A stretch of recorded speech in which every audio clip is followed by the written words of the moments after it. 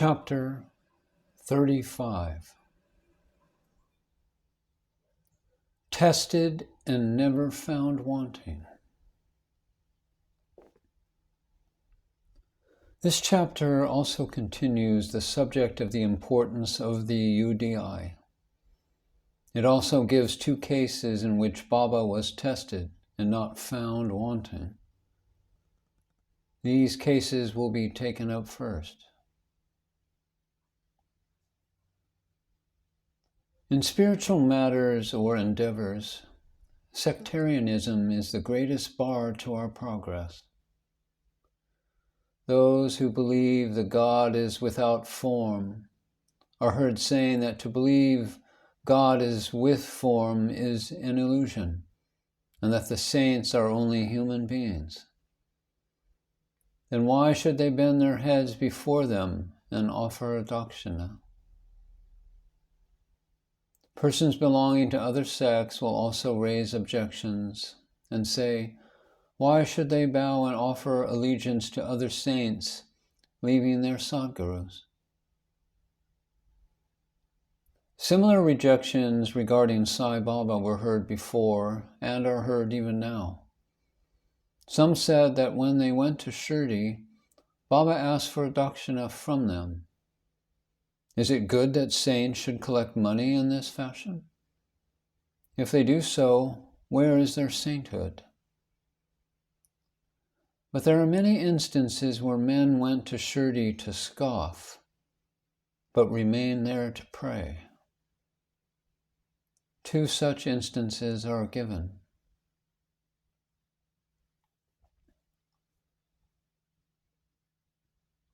A friend of Kaka Mahaja was a worshipper of God without form and was averse to idolatry.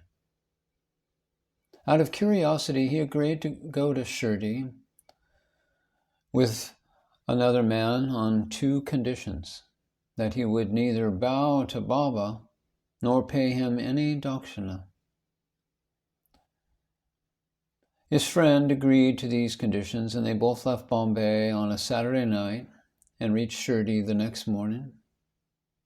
As soon as they put their feet on the steps of the masjid, Baba, looking at the friend from a little distance, addressed him in a sweet word as follows: "Oh, welcome, sir."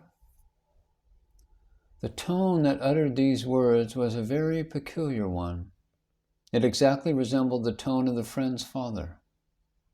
It reminded him of his departed father and sent a thrill of joy through his body. What an enchanting power the tone had! Being surprised, the friend said, "This is no doubt the voice of my father." Then he at once, forgetting his resolution, placed his head upon Baba's feet. Then Baba asked for dakshina twice, once in the morning and again at noon at the time of their taking leave. But Baba asked it from Kaka only and not from the friend. The latter whispered to Kaka, "Baba asked for a dakshina from you twice. I am with you. Why does he omit me?" And Kaka replied, "You ask Baba yourself." Baba asked Kaka what his friend was whispering, and the friend asked Baba himself whether he should pay any dakshina. Baba replied, "You had no mind to pay, so you were not asked. But if you want to pay now, you may." And the friend paid 17 rupees as dakshina, the same amount that Kaka paid. Baba then addressed him with a few words of advice. "You do away, destroy the Telly's wall, the sense of difference between us, so that we can see and meet each other face to face." Then Baba allowed them to depart. Though the weather was cloudy and threatening, Baba assured them of their safe journey, and both of them reached Bombay safely. When he reached home and opened the door and windows of his house, he found 2 sparrows fallen dead on the ground, and one just flying out through a window. He thought that if he had left the windows open, 2 sparrows would have been saved, but thought again that they had met their lot and that Baba had sent him back soon just to save the 3rd sparrow.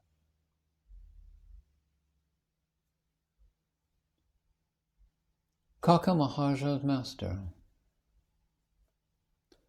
Kaka was the manager in the firm of a Mr. Dharmasi Jethabai, a solicitor of Bombay. Both the master and the manager were on intimate terms. Mr. Dharmasi knew that Kaka was often going to Shirdi, staying there for some days and returning, when Baba permitted him. Out of curiosity and just to test Baba, this Dharmasi Jethabai decided to go to Shirdi with Kaka during Shimga holidays. As Kaka's return was uncertain, he took another man with him as an associate. The 3 started together, and Kaka bought 2 seers of raisins on the way for presentation to Baba. They reached Shirdi in due time and went to the masjid for darshan.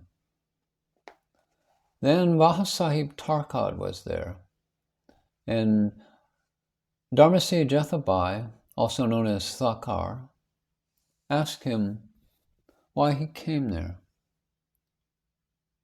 For darshan, Tarkad replied, and Mr. Thakar asked if miracles took place there. Tarkar replied that that is, to see miracles, was not his attitude, but the earnest intention of the bhaktas were satisfied here. Then Kaka prostrated himself before Baba and offered the raisins to him. Baba ordered them to be distributed. Mr. Thakar got a few of them. He did not like the raisins, and he was advised by his doctor not to eat them without washing and cleaning them. So he was in a fix. He did not like to eat them, nor could he reject them. To keep up formalities, he put them into his mouth, but did not know what to do with the seeds. He could not spit them out on the floor of the masjid, so he pocketed them against his wish.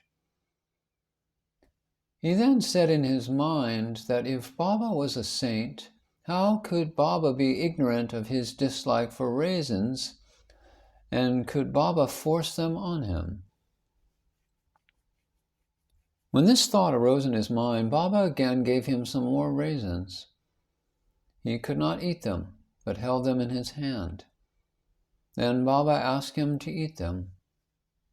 He obeyed and found to his surprise that they were all seedless. He wanted to see miracles, and here was one. He knew that Baba read his thought, and as per his wish, converted the raisins with seeds into seedless grapes. What a wonderful power! Again, to test further, he asked Tarkad, who was sitting by and who also had gotten some raisins, "What kind of grapes you got?" He replied, "The variety with seeds."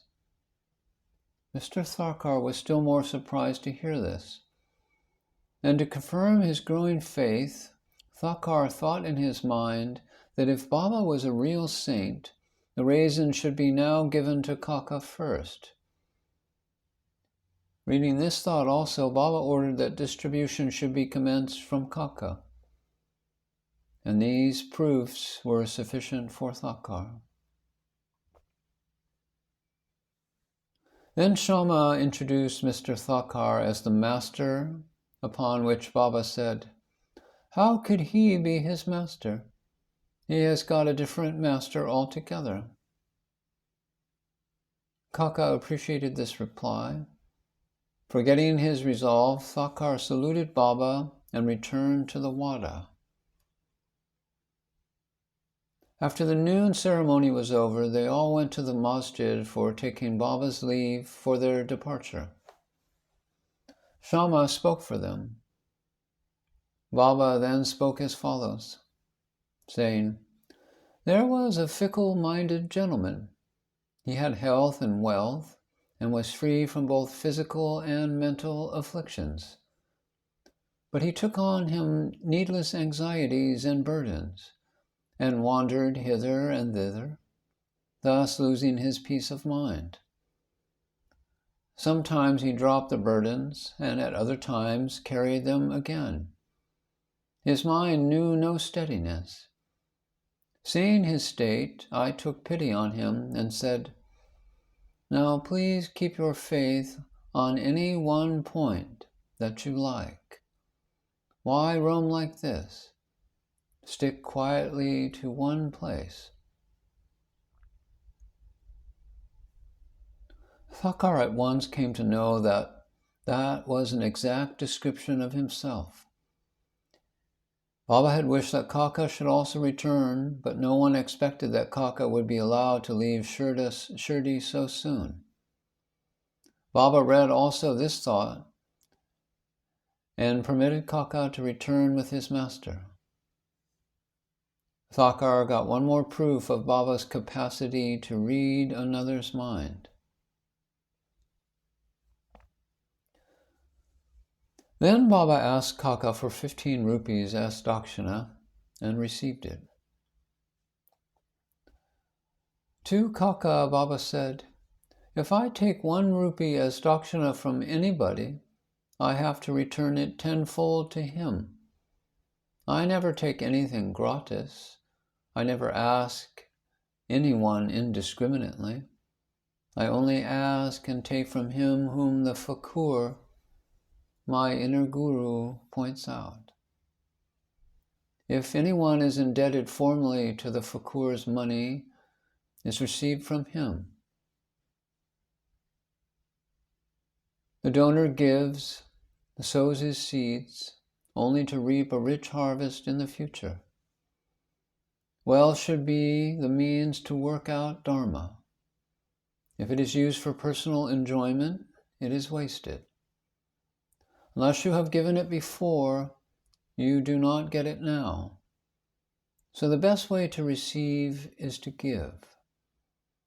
The giving of dakshina advances non-attachment, and thereby bhakti and jnana, true devotion and real knowledge, come.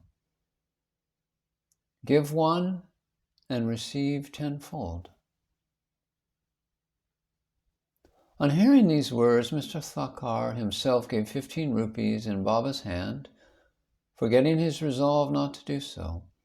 He thought he did well in coming to Shirdi, as all his doubts were solved, and he learnt much. Baba's skill in handling such cases was unique. Though he did all those things, he was totally non-attached to them. Whether anybody saluted him or not, or whether anybody gave him dakshina or not, it was the same to him. None did Baba disrespect. He felt no pleasure because he was worshipped, and no pain because he was disregarded. Baba transcended the pairs of opposites of pleasure and pain, and all such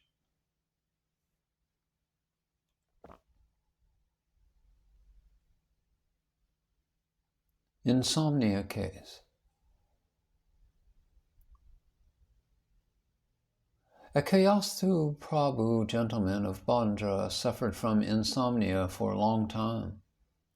As soon as he laid himself down for sleep, his departed father appeared to him in his dream and abused and scolded him severely.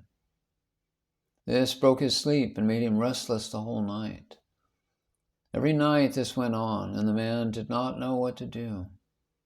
One day he consulted a devotee of Baba in this respect. He recommended the UDI as the only infallible remedy he knew. He gave him some of the sacred ash and asked him to apply a little of it to his forehead before going to sleep and keep the UDI packet under the pillow. He tried this remedy and found to his great surprise and joy that he got sound sleep and that there was no disturbance of any kind. He continued the remedy and always remembered Sai. Then he got a picture of Sai Baba, which he hung on the wall near his pillow, and started worshipping it daily and on Thursdays and offering garlands and such.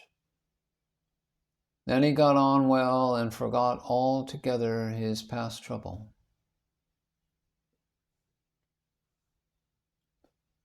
Balaji Patil Nuaskar. This man was a great devotee of Baba.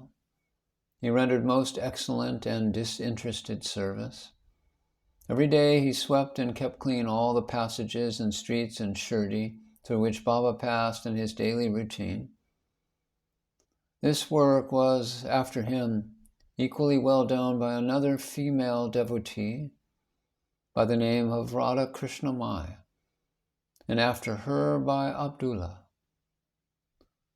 When Balaji reaped his corn every year, he brought the whole quantity and presented it to Baba. He returned with what Baba gave him and maintained himself and his family with it. This course was followed by him for many years, and after him by his son. Power and efficacy of UDI, the sacred ash.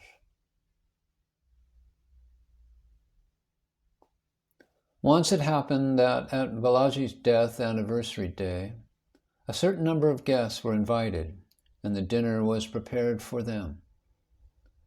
But at the dinner time, it was found that thrice the number of people invited had turned up. Mrs. Nuaskar was in a fix. She thought that the food would not suffice for the people assembled, and that if it fell short, the honor of the family would be at stake. Her mother-in-law comforted her by saying, "Don't be afraid. It is not ours, but Sai's food. Cover every vessel with cloth, putting some UDI in it, and serve from the same without opening it. Sai will save us from ignominy." She did as she was advised, and it was found to her surprise and joy that not only did the food suffice for all, but plenty of it remained after serving. And so the statement, "as one feels intently, so he realizes accordingly," was proved in this case.